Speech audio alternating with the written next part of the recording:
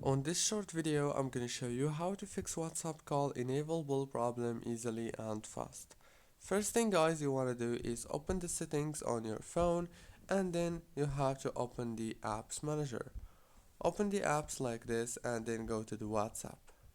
After that you have to go into this option, click on it and then click on the data usage right here and make sure to enable all the options right here. Go back, click on the permissions and make sure also to enable all the permissions right here.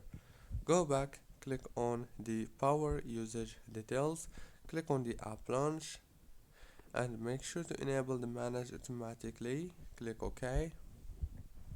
Click down here on this for stop again.